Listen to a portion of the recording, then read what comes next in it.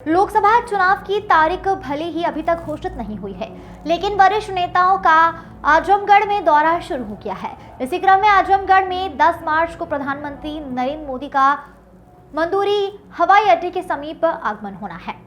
आजमगढ़ के डीएम विशाल भारद्वाज ने अपने कार्यालय पर मंगलवार के दिन इसकी जानकारी दी। उन्होंने बताया कि प्रधानमंत्री का कार्यक्रम 10 मार्च को तय हो गया है। प्रशासन की तरफ से कार्यक्रम को लेकर पूरी तैयारियां की जा रही है। प्रधानमंत्री आजमगढ़ के मंदूरी हवाई अड्डे के साथ ही रीजनल कनेक्टिविटी स्कीम के तहत प्रदेश के अन्य 4 हवाई अड्डों का भी लोकार्पण यहीं से करेंगे। इसके अलावा आजमगढ़ के महाराजा सुहेलदेव राज्य विश्वविद्यालय का लोकार्पण भी प्रधानमंत्री के द्वारा ही किया जाएगा। डीएम ने बताया कि आजमगढ़ से हफ्ते में 2 दिन की उड़ान आजमगढ़ से लखनऊ के बीच 19 सीटर विमान के द्वारा की जाएगी। प्राइवेट कंपनी एयरविक के द्वारा इसको संचालित किया जाएगा। वहीं हवाई अड्डे से संबंधित अन्य नियम कानून का भी पालन किया जाएगा। पीएम ने कहा कि प्रधानमंत्री की सुरक्षा को लेकर जो भी एसओपी निर्धारित है, उसके अनुसार प्रशासन की तरफ से कार्यवाही की जाएगी। तो क्या माननीय प्रधानमंत्री जी द्वारा 10 मार्च को आजमगढ़ हवाई अड्डे का लोकार्पण यहाँ प्रस्तावित है और साथ ही साथ प्रदेश में रीजनल कनेक्टिविटी स्कीम के जो अन्य 4 हवाई अड्डे हैं उनका भी वर्चुअल इनॉग्रेशन यहाँ से होगा।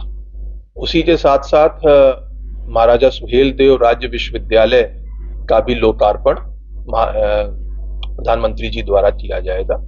इसके संबंध में जो कार्यक्रम स्थल है वहां पर कार्रवाई शुरू हो गई है। जो वहां पर जनसभा होगी और जो अन्य व्यवस्थाएं हैं उसकी तैयारी आरंभ हो गई है और साथ ही साथ जो ड्यूटियां लगनी हैं और अन्य व्यवस्थाएं होनी है उन पर भी कार्रवाई हो रही है।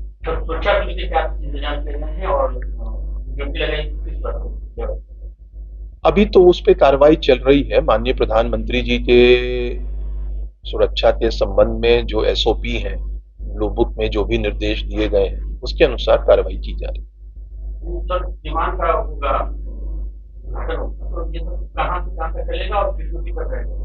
अभी जो प्रस्तावित है यहाँ से लखनऊ की उड़ान सप्ताह में 2 दिन की होनी है। फ्लाई बिग नाम की एक एयरलाइन कंपनी है, वो आजमगढ़ को लखनऊ से जोड़ेगी। ये मतलब 19 सीटर जहाज है। स्वीकृति प्रदान हो गई है। महायोजना की प्रतियां जो डेवलपमेंट अथॉरिटी है उसके कार्यालय पर उपलब्ध है।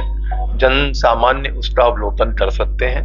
हम लोगों का प्रयास ये है कि ज्यादा से ज्यादा स्थान पर निर्माण की अनुमति संभव हो सके और जो मानक है जिसमें कि एनजीटी का मानक है नदियों के किनारे का या खुले स्पेसेस का, ग्रीन स्पेसेस का, उसका पालन किया जाए। इसमें जो महायोजना अब लागू हुई है उसमें सड़कों के किनारे ग्रीन बेल्ट को छोड़ते हुए भी कुछ जो उपयोग हैं उनकी अनुमति दी गई है।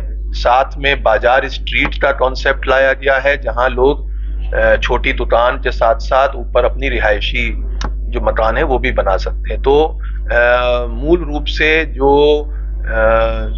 जनसंख्या का घनत्व है उसको बढ़ाने का और उससे आर्थिक जो हमारी गतिविधियां हैं उनको बढ़ाने का प्रयास है। तो महायोजना जो आई है उसका मुख्य उद्देश्य आजमगढ़ की आर्थिक गतिविधियों को और तेजी से बढ़ाना है।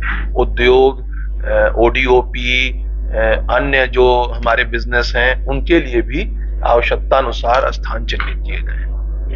कितने गांव लिए गए सर? अभी तो